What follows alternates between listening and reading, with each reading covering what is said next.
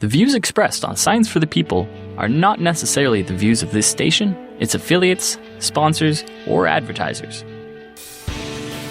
This week on Science for the People, we are talking to Dr. Marah Hardt about her book, called Sex in the Sea, our intimate connection with sex-changing fish, romantic lobsters, kinky squid, and other salty erotica of the deep. Welcome to Science for the People. I'm Anika Hazra. With me is Dr. Marah Hardt, Director of Research for the nonprofit Future for Fish and author of Sex in the Sea. Marah, welcome to Science for the People. Hi there. Thank you so much for having me.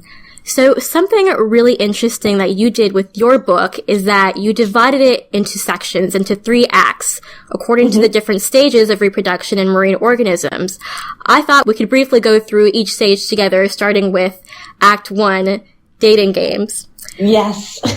Well, I was trying, when I wrote the book, there's so much great material, and there were so many different ways that, it could be presented in terms of by different species or by different habitats or different regions of the world. And so I thought, well, what would make for a better narrative, a true story? And I thought, well, it's the process of getting to sex, right? And whether you're a human or you're an animal, there's certain things that have to happen. And the first is the dating and mating, right? You have to be able to find a mate.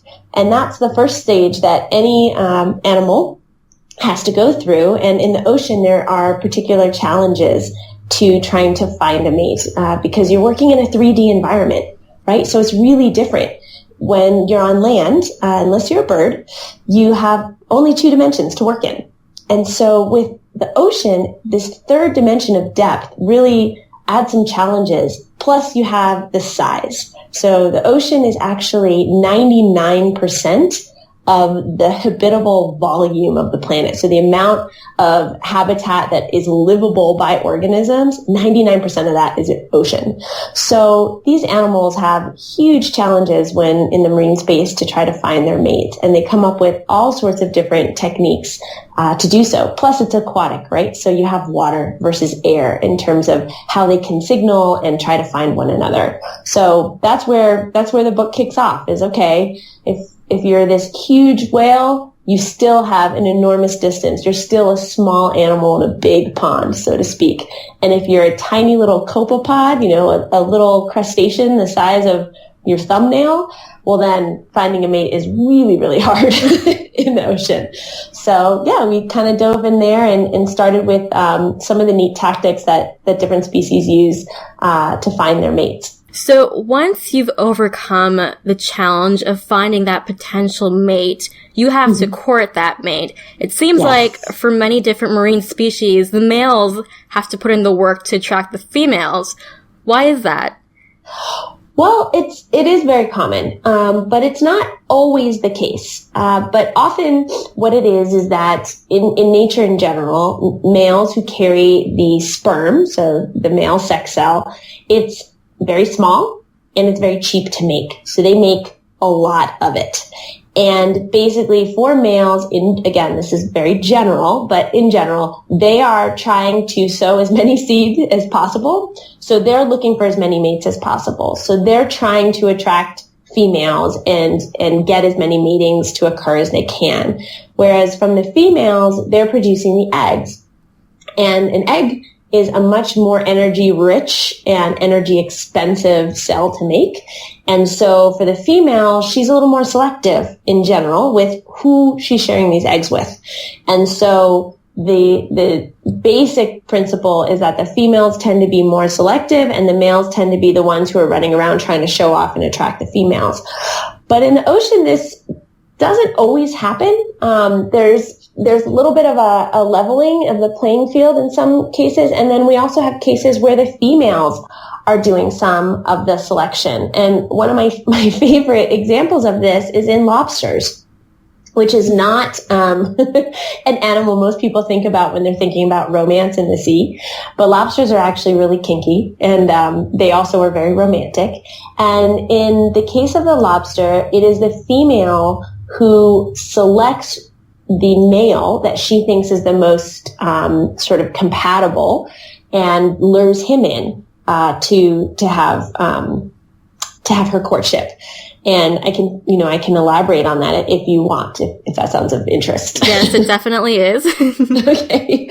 So, it starts off where during the season, the mating season these are Maine lobsters, so the ones with the big claws, the males do sort of compete a bit. The big male is kind of a bully, and he'll go around and sort of beat up other males in the neighborhood, and they basically fight over dens or shelters. And so the biggest, toughest male will get the best sort of shelter area.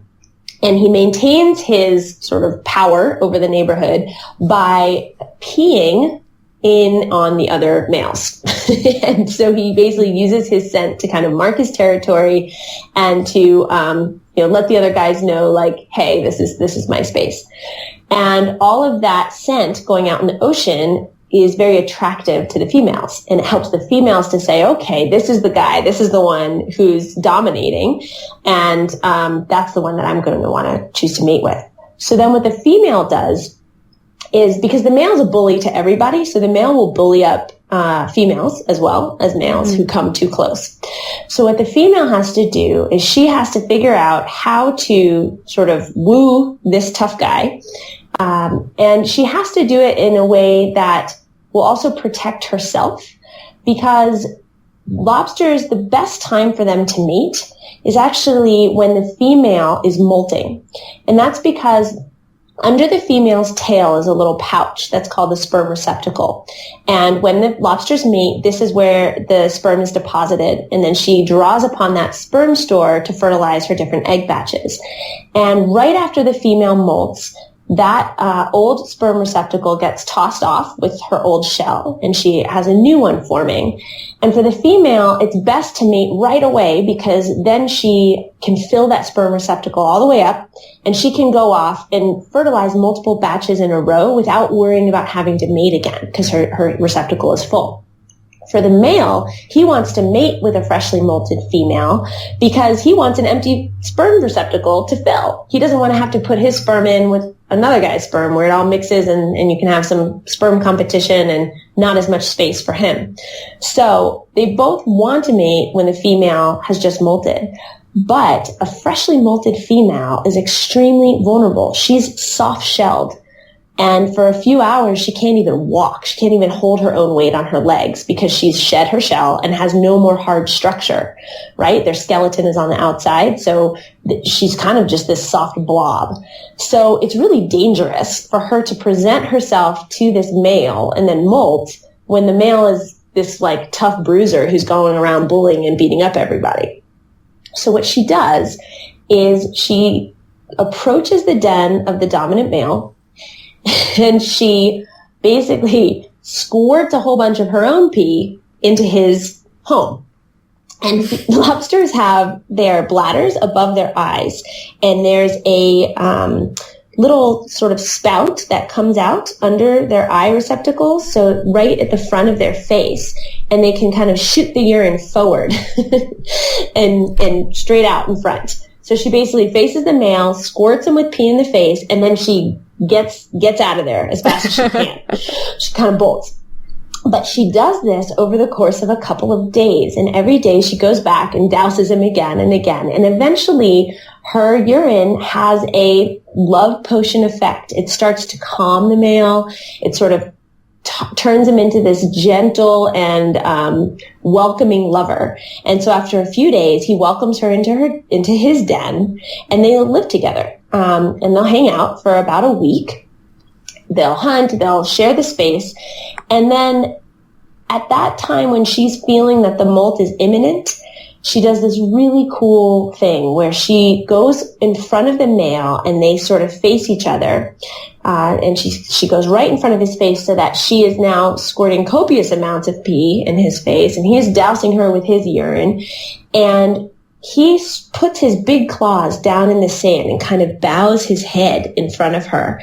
And she takes one of her big claws and touches him on each of his shoulders. So it's called knighting because it really looks like that. Mm-hmm. And it's a signal that she gives to the male that's like, don't go anywhere. This is all about to happen. We're about to get it on.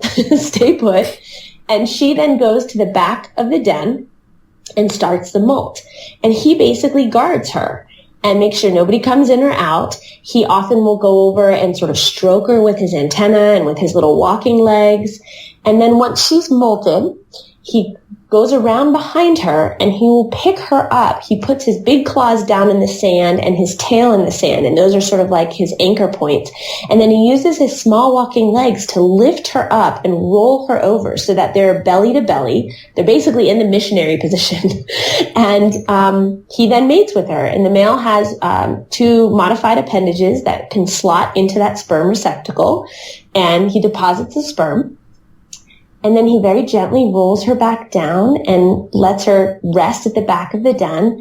And he will continue to guard and protect her for another few days while her new shell hardens.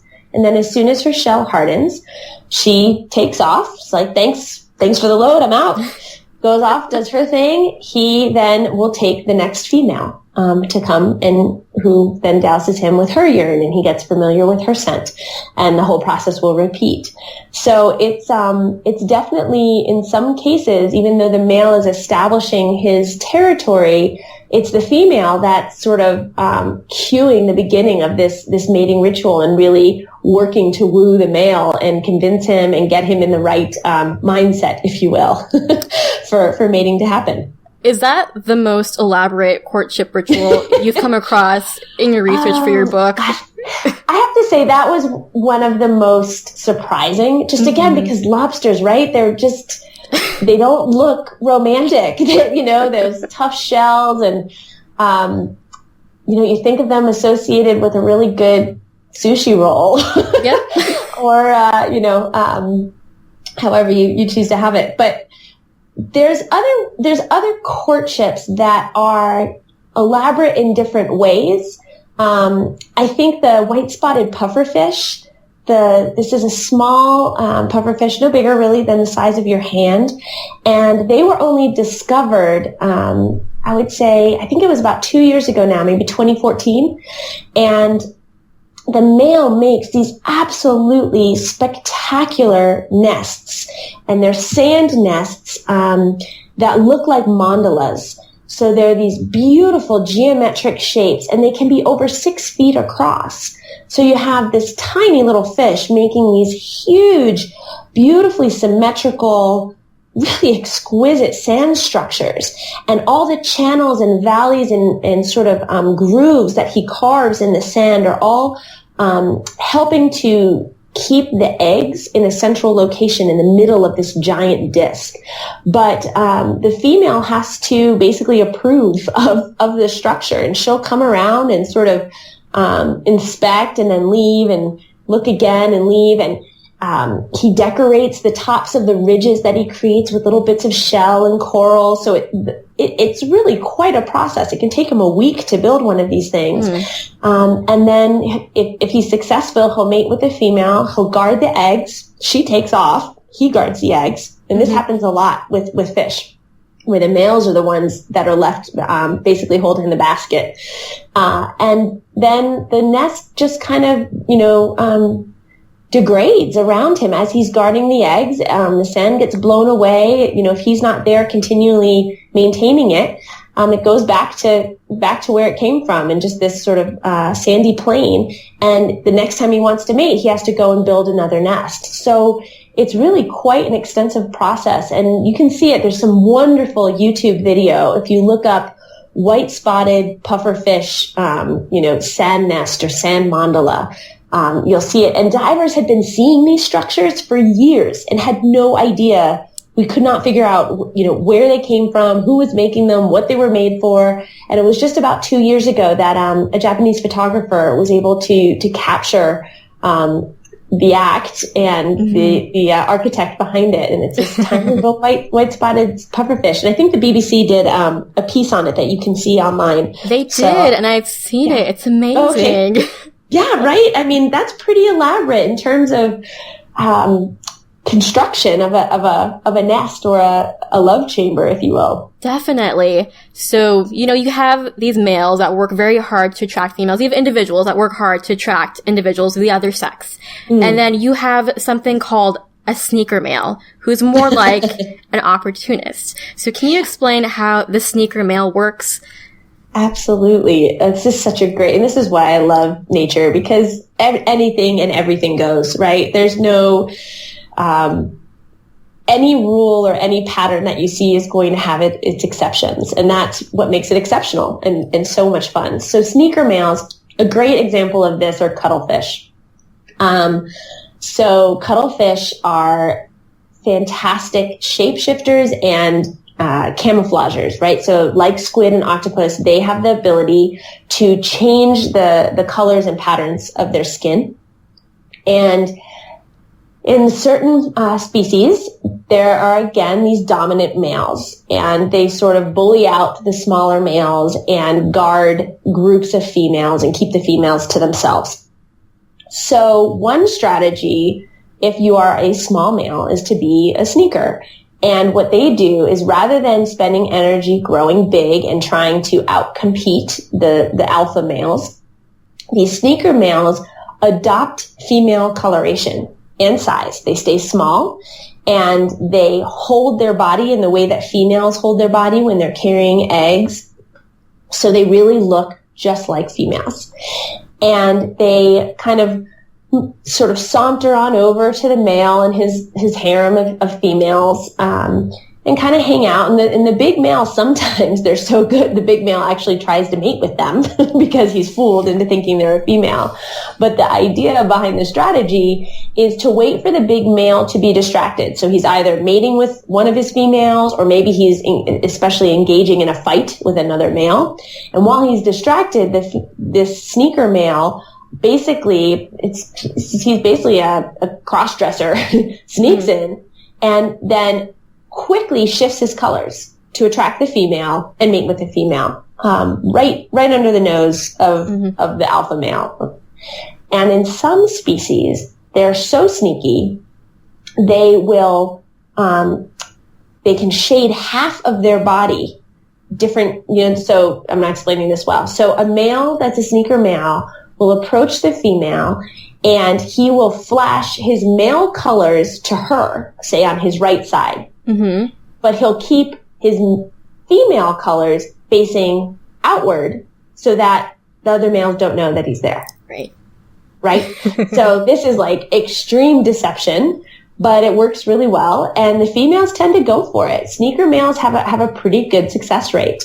So this is for a species where there's an egg transfer, and it's a more sort of a pseudo internal fertilization with cuttlefish. But in fish that release their egg and sperm externally into the water, you can also have sneaker males, and they tend to just be really fast and really courageous.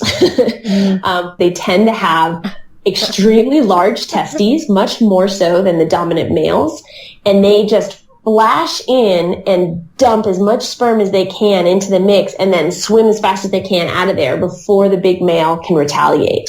So you can imagine you're this big male, you've spent all this energy and time growing large, defending your territory, you have these females who are part of your harem, and you're doing your daily spawning ritual with them where you swim up into the water column and the male releases some sperm and the female releases some sperm, and they do this little shimmy.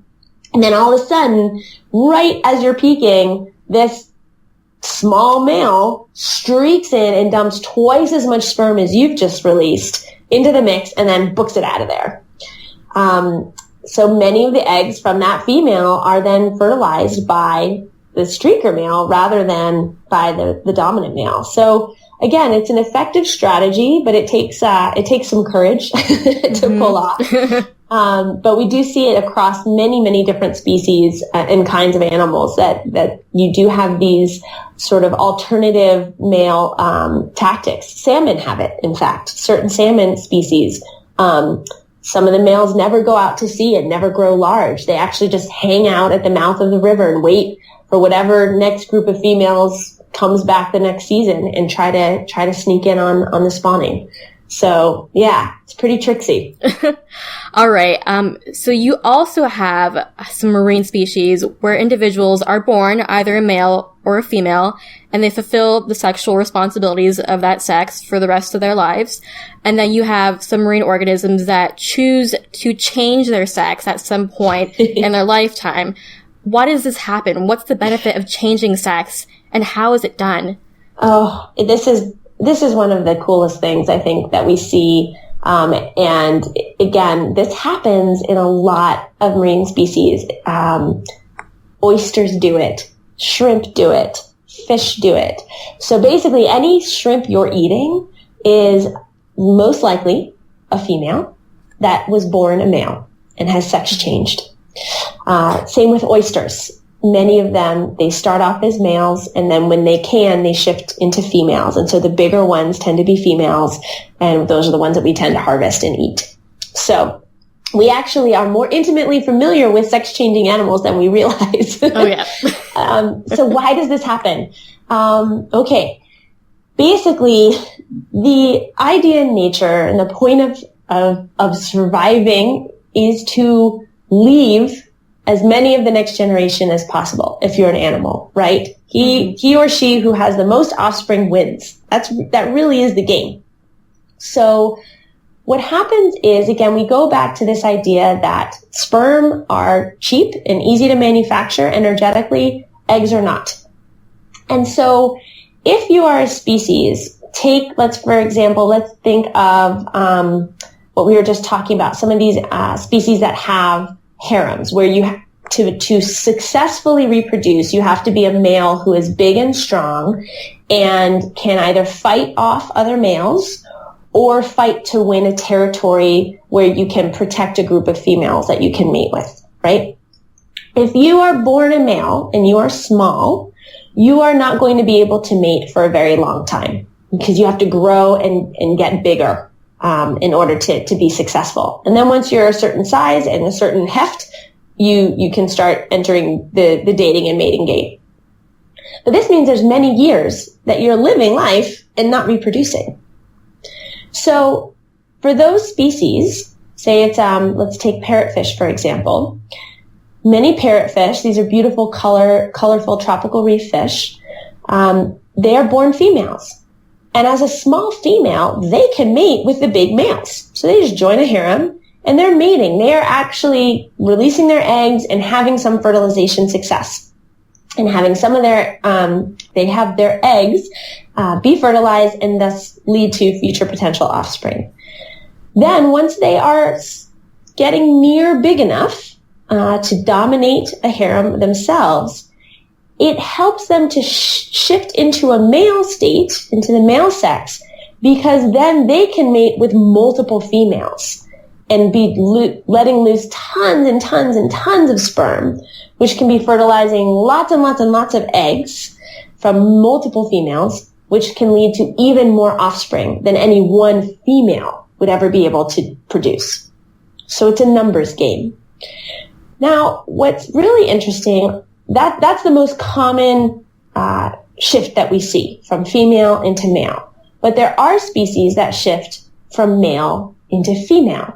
And we see this, for example, in clownfish. So again, we joke that Disney's Finding Nemo really, really got it wrong. Mm-hmm. Because for those species, they live in the world of an anemone, right? So a clownfish is a brightly kind of candy-colored fish on a tropical reef that is very tasty and easily picked off, as we saw at the very beginning, as all Disney movies go. Super tragic start. But there's lots of predators on the reef looking to snack on clownfish. So they huddle up in these anemones that serve as a protective home. Well, if you're an anemone, you cannot kind of go out searching to find a mate. You're basically stuck with whatever other clownfish are in there with you. And in that case, to maximize your offspring potential, you want to make sure that you have the biggest female possible living in your space. Because the really cool thing about fish and shrimp and oysters and very unlike mammals, unlike us, is that the bigger the female, the more eggs she produces. So this is fundamentally different than what we're used to. For mammals and for people especially, girls are born with the total number of eggs they will ever have, and that number actually goes down as they mature and as we age. But in fish, it's the opposite. The number goes up as you grow bigger and are able to have more energy and produce more eggs. So if you're stuck in an anemone, there we go. If you're stuck in this little house and you can't get out, for the males produce more than enough sperm to fertilize any one female. So it makes sense for them to try to be with the biggest female possible so that she can produce the most eggs. And therefore, you're fertilizing the maximum number of eggs possible. So the female and the male live together in this pair. And in that case, it makes sense for the female to be the bigger one. So clownfish are born as males, and as small males, they can mate with a larger female.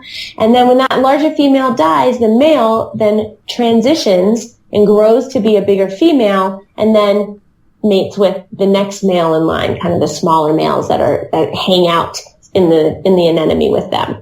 So it's this, again, it's just a numbers game. It's how do we maximize the amount of potential offspring we can produce? And it depends on the type of mating strategy.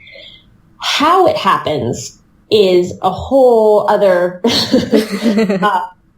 explanation. And it is fascinating because with these species, when we talk about sex change, it is a true internal and external change.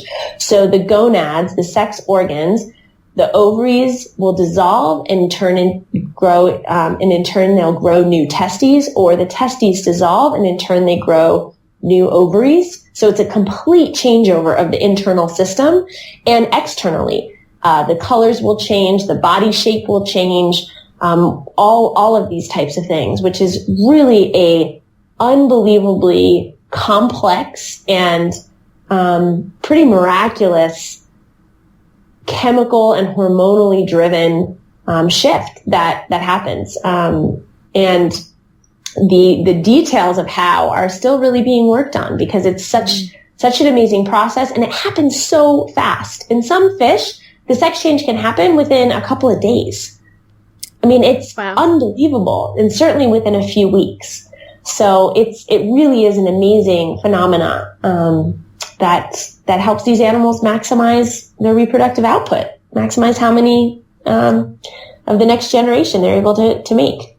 Okay, let's move on to the next stage. I'm sorry, I know I can talk forever about this stuff. So it's amazing to listen to. There's so much interesting material in your book. I actually want to go on to, sealing the deal, or more specifically, the actual sexual intercourse, because you have a whole chapter dedicated to the penis, and I want to get into that.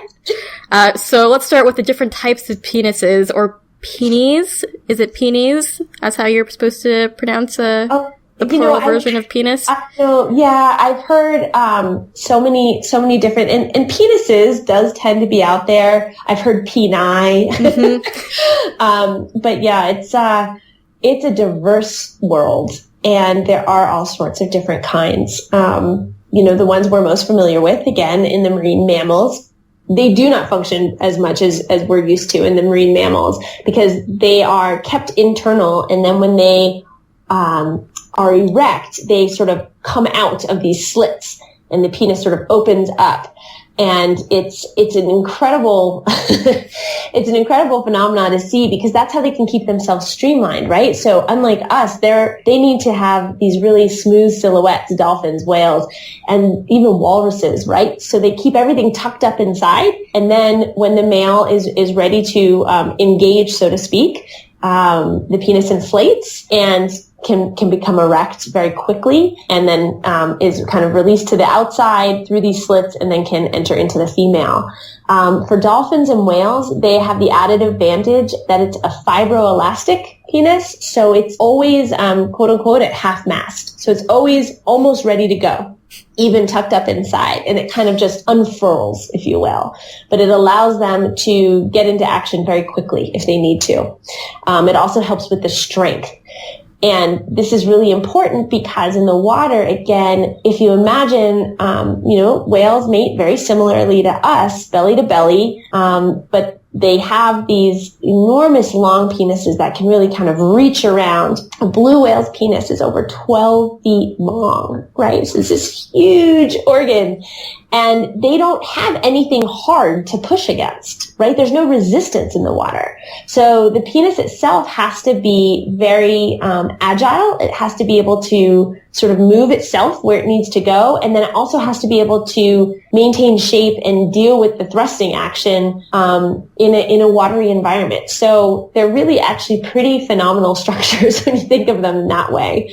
At the other end of the spectrum, you have these really funky phalluses that come from deep sea squid, which are these sort of extending organs that we actually didn't know quite how extensive they could be until a few years ago. But they can be almost equal in length to the body length of the animal. So you're talking about a penis that's as big as the animal itself. So if this was human terms and you had a 6 foot tall guy, you would have him unfurling a 6 foot long penis. Right? That's pretty amazing.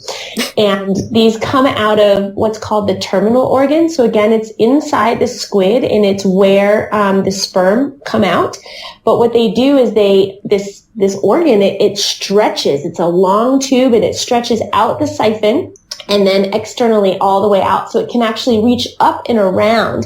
And giant squid, deep sea squid, have really funky mating positions. And again, this is something that you can see. We have been able to capture a few of them on video. And by we, I mean scientists. And it's phenomenal. There's like weird inverted upside down 69s where the male's penis is basically arching up and over his back to insert into the female who's underneath him lying on her back. So really, really wacky. But again, very flexible and dynamic way to engage. Other great ones are the sharks. So sharks have a really unique phallus. It's called a clasper, and it's actually an extension of their pelvic fin. So it's really just like a rolled up fin, kind of like a taco. And they have a groove that runs down, and the males will insert the clasper into the female. So all sharks have internal fertilization. But what's really interesting is unlike in mammals where you have a interior tube that runs the length of the penis so that the sperm actually come out the end of the penis, in sharks, the opening where the sperm are released is up at the base of the body. It's not at the tip of the clasper, it's up at the base. And so they then have this really cool sort of squirt gun action that they use the water to flush the sperm down the clasper so that it can run into the female. And they do this, they have a tiny pore, also at the base of the clasper, where the clasper and the body join. And they can use muscular contractions to suck water in and inflate this internal sac. So they siphon the water in and they blow up like a balloon. And then they squeeze those muscles and shoot the water back out the pore, and it goes down into the clasper, and it basically kind of flushes the sperm down and into the female. So it's this hydro-powered ejaculation that's really unique, but it works really well. Sharks have been around 450 million years, hundreds of species, so they figured it out. But that's a really, really cool one. Oh gosh, and then of course we have barnacles. Right? The barnacle penis is, it's amazing, and it's the longest proportional penis in the world. It can be up to 8 times the size of the owner.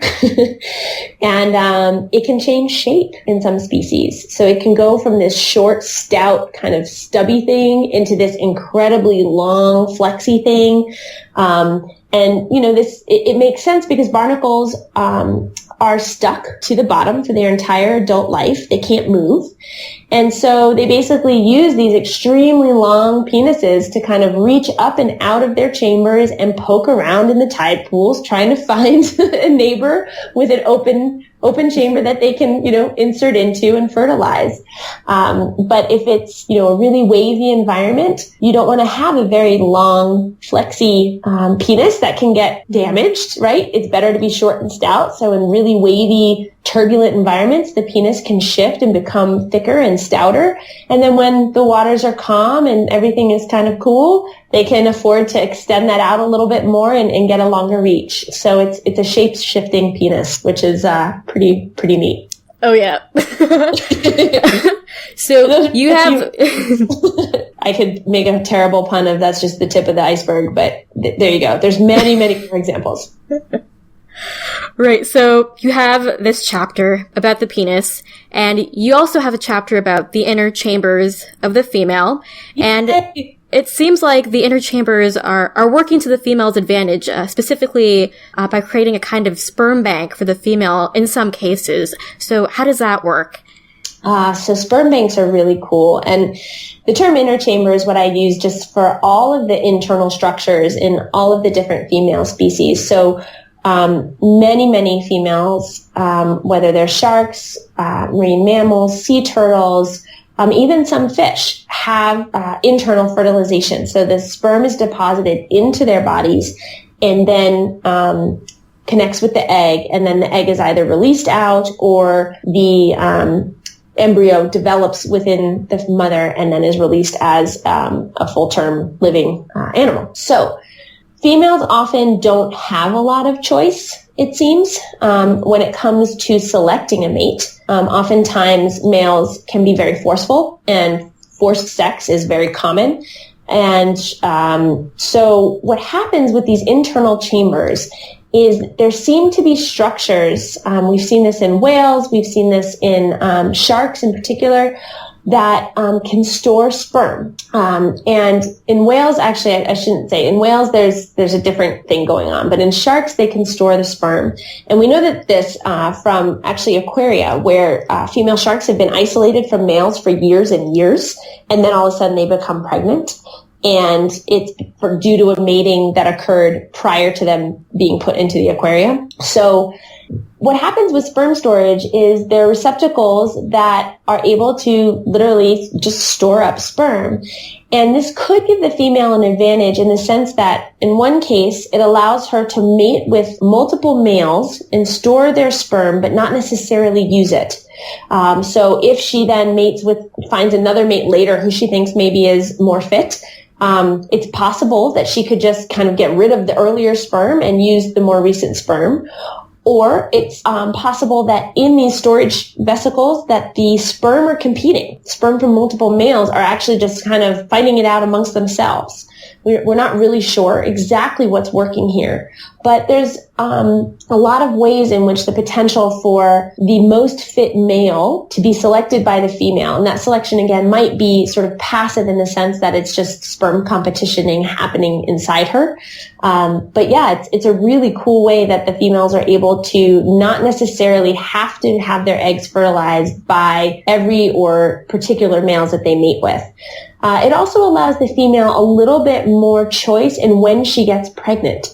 So in many species, males and females don't live in the same area. They come together to mate certain times of year. But because the female has different resource demands when she's pregnant, she needs to be often in different habitats, sometimes warmer water with better food supply, than the males do. And so if she comes together with the male and mates when it's a good time to mate, that might not always be the best time for her to get pregnant. So what will happen is these sharks, and this can happen in also in elephant seals and certain mammals, they'll mate, they'll store the sperm, and then they will sort of release the sperm and release their egg and have fertilization happen several months later or several years later, when the female's body is ready and capable of carrying a pregnancy to term. So sperm storage works in a lot of different ways to the advantage of the female. And it's something that we're just starting to figure out. This whole world of the inner chamber and how females maybe selecting the father of their offspring post-coitus, post-sex, is really a new field of study. And it's very exciting because it's showing that things are not as black and white as we've always thought in terms of who really is in control. We'll be back with more after this. Science for the People is a weekly radio show and podcast that explores everyday life from a scientific perspective. We are a member of the Skeptic Network, a collection of blogs, podcasts, and video content focusing on science and critical thinking.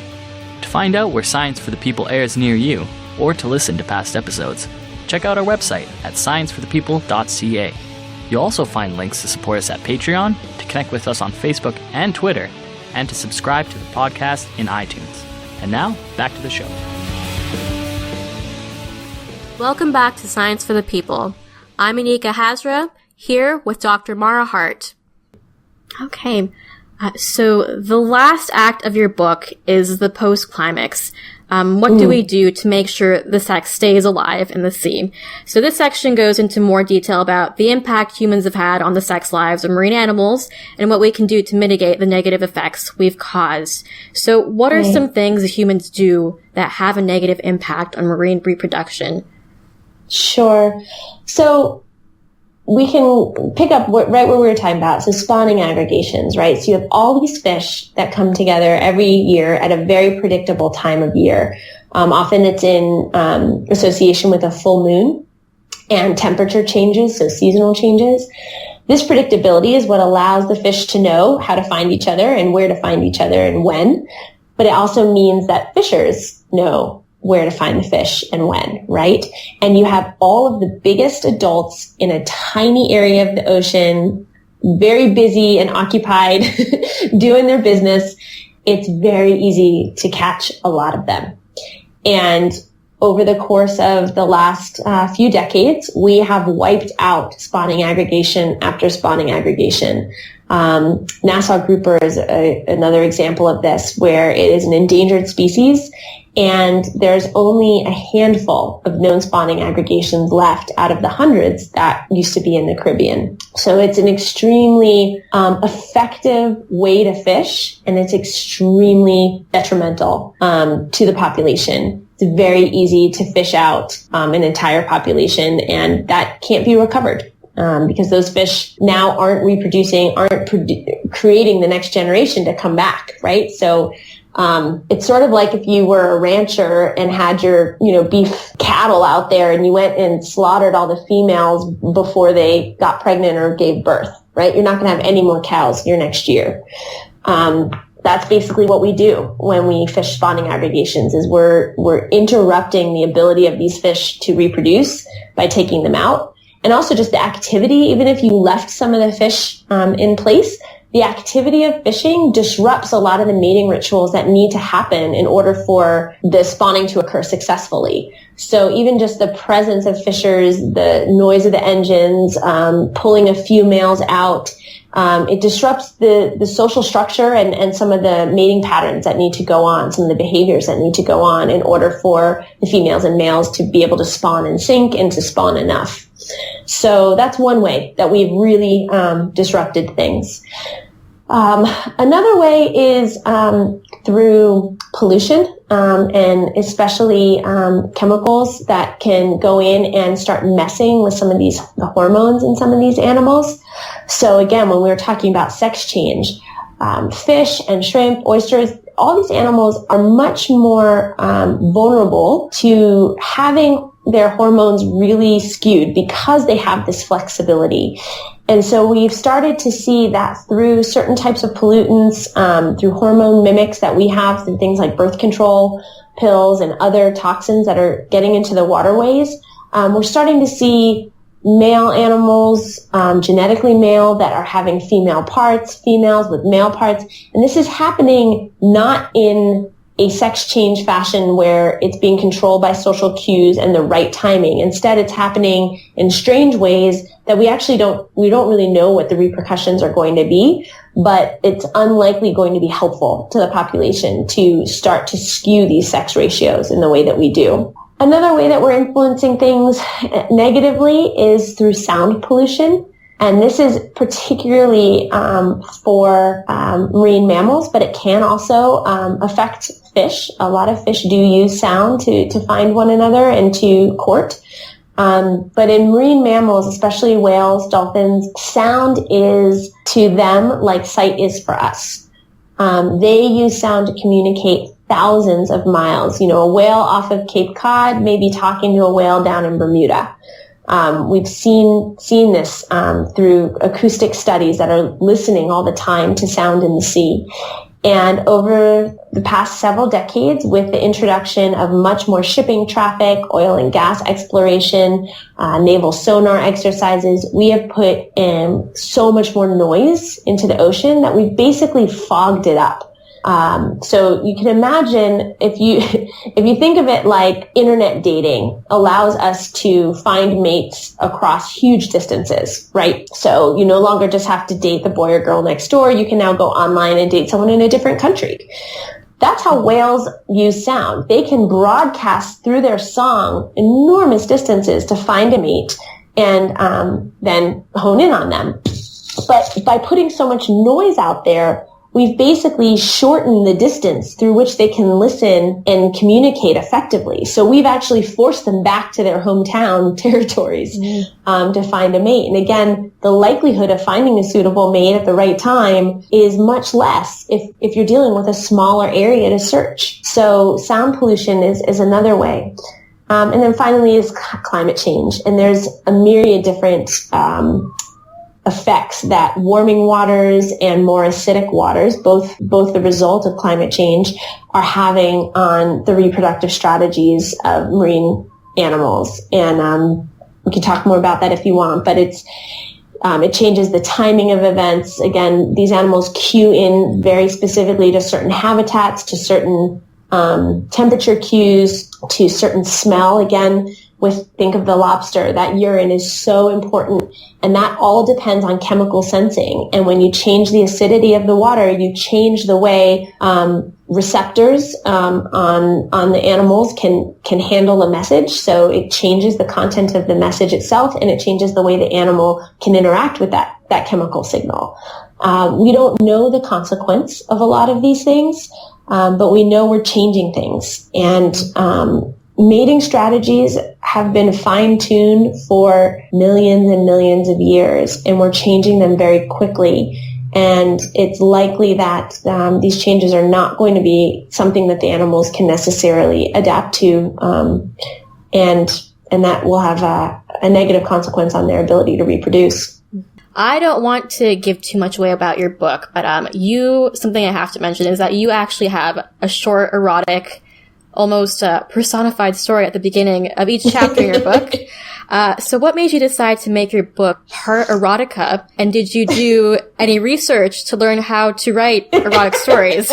Now that's like a trick question, right? Because if I say I didn't do research, then it makes me sound like, oh dear, what's going on in her head? And if I say I did do research, it makes me sound like I wouldn't have any idea how to write this stuff. So, oh my goodness. No, so I wanted to make the book accessible. So I wanted to be able to people to put themselves in that situation, even if it was just kind of the slightest little bit, to really be able to say, no, really think about it if this was what was happening in our world, how weird would that be? Or how fascinating would that be? Or how awkward would that be? Because I thought it would help, again, draw that connection. But I had to be careful. I have to say there were a couple that I wrote that were they were just too weird, because some of this stuff, you just don't want to go there. You actually don't want to imagine what's the human equivalent of this behavior or the strategy. It just doesn't work well. So, I definitely had some failed attempts. But I did do a little bit of research. I admit, I went and looked through some, I don't even know what you would call them, the light romance section in bookstores and read a little bit, to see kind of what some of the terminology was and how some of that stuff was written, which was hilarious. And they just kind of, different stories just kind of popped into my head at different times as I was reading the science papers or interviewing the scientists, and they were describing something to me. I would just try to think about, like, what does this remind me of, or what kind of a scenario would that happen in? How could I make this more accessible? That was the goal. So hopefully people don't get too freaked out, and that they find them humorous and don't think I'm too bizarre. Oh no. I think you did an amazing job with the erotica, by the way. I have to say it was really fun to get to kind of dive into that voice for just a little bit. Oh yeah. So your book consists of those erotic stories, but also more scientific stories, story after story after story about how marine animals reproduce. So how did you do the research for this book, and how long did it take you? Oh gosh. I did the research by being extremely fortunate in having a great network of colleagues who are willing to talk with me, and who are then willing to recommend their friends and colleagues. And also through the generosity of complete stranger scientists whose papers I came across and who were willing to talk to me. So I am really indebted to the expertise of the dozens of scientists out there who really do the hard work day in, day out of trying to understand these behaviors and study these animals in a really difficult, under very difficult circumstances. Studying whales is hard. We barely know anything about where they go and what they're doing when they're underwater. Studying deep sea squid, same thing. Studying tiny little copepod. I mean, each animal has its challenge, and being in a water environment that we cannot go into and just hang out makes it all the more challenging. So I was really lucky, and I was very tenacious in terms of just trying to track down folks. But I was also just extremely lucky that people were above and beyond in terms of giving me their time and their resources. But I just started with folks I knew in my own network, and sort of branched out from there. And I really tried to ensure that I was getting a good diversity of species and strategies. So there were definitely concerted efforts to say, like, I've got to get some worms in here, right? Worms are a huge part of the animal kingdom. I don't have anything on worms. How do I do that? Make sure I had crustaceans, made sure I had mammals, all that kind of stuff. So I just tried to make sure I was inclusive. And that said, there's so much I couldn't cover. There's so much more that keeps coming out that, are just these amazing stories and great science being done on whole sets of organisms that I never got to. So it was definitely a challenge to figure out what to include and what not. And my hope is that through the website and through my blog, I can continue to bring new stories to light as they come about. But yeah, it was just starting with what I knew, which were corals, because I had done some coral reproduction research. And then branching out especially through my colleagues at Scripps Institution of Oceanography. So many folks are from there, and then they again recommended their colleagues, and I kind of just grew out from there. How long it took? Well, that cocktail party was probably sometime around 2006, which I'm like shocked to, it's horrible. So it's 10 years ago that I had the idea. Mm-hmm. And I wrote a little bit at the beginning. I wrote the sex change chapter was one of the first because of that because of the cocktail party, right? Mm-hmm. That was the first story. And then corals. But, I did not pitch the book idea and did not really get into actually formally writing and sort of committing to say, okay, I'm actually going to do this until I'd say about 2012, 2011, 2012. So I had just been sort of gathering stories, through the rest of grad school as I was working, and kind of kept the idea percolating, but never really diving in. And I started the real writing in 2011, I guess it was. That said, I also have had, 2 kids in that time period till now. So, and moved and changed jobs and all that. So it's, I can't say it was a concerted effort for 5 years, but I would say the last year and a half, certainly it was, a good solid year and a half to 2 years of pretty committed writing,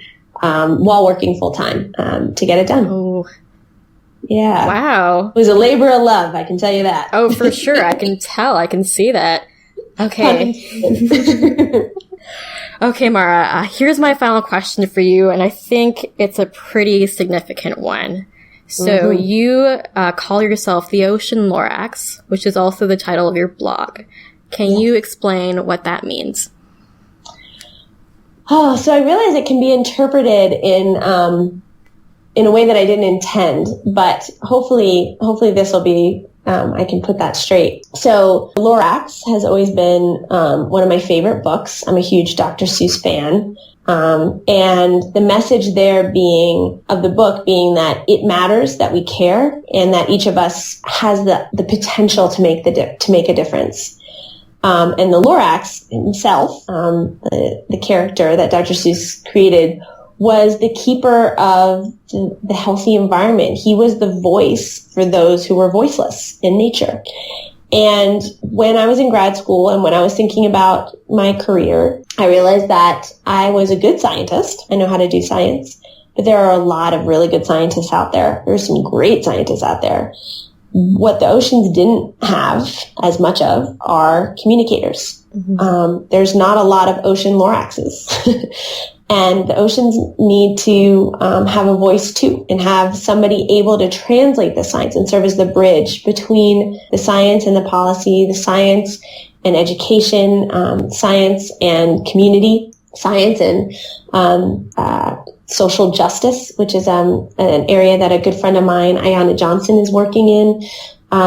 There's so many ways that we depend on the oceans, and that in turn the oceans are affected by us.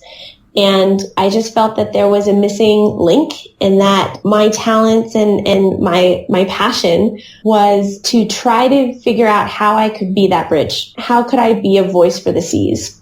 And so as I was thinking about that, this idea of the Lorax just kept coming back into my mind.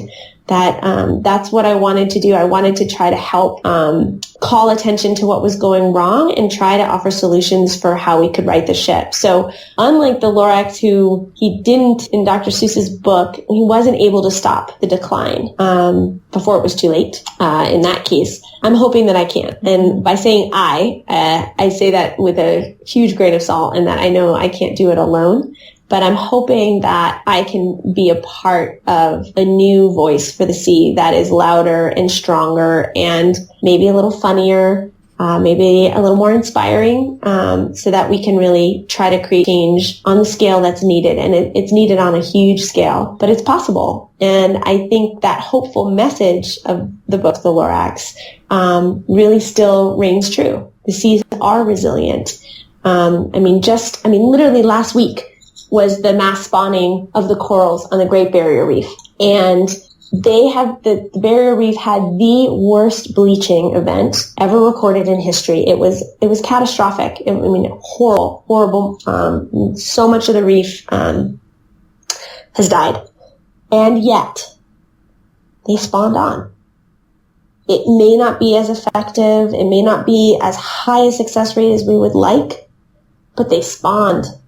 They still had a mass spawning. It still happened. Nature is extremely tenacious. And if we cut the oceans just a little bit of slack, a little bit, it's incredible how fast they can bounce back. So that to me is what the Ocean Lorax is about. It's about bringing a message of hope, but it's realistic at the same time. It's grounded in the science, and it's hopefully a little bit humorous and inspiring. Marah, thank you so much. Thank you. If you want to learn more about Marah Hardt and her book, Sex and the Sea, you can check out her links on our website at www.scienceforthepeople.ca. Thanks for listening. We'll see you next week on Science for the People.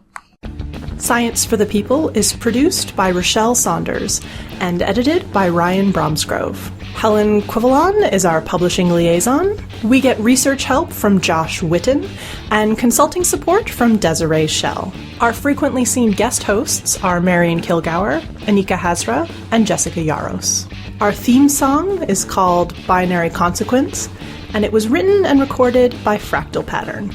Science for the People is entirely listener-supported. You can find us on Patreon, where you can support us with monthly donations in any amount, or you can send us a one-time donation in any amount via the donate page of our website. Science for the People is created in partnership with the Skepchick Network, a collection of blogs, podcasts, and video content focusing on the intersection of science, popular culture, politics, and social justice. You can find out more about Skepchick at skepchick.org. The show is hosted by science news writer Bethany Brookshire and me, Rochelle Saunders.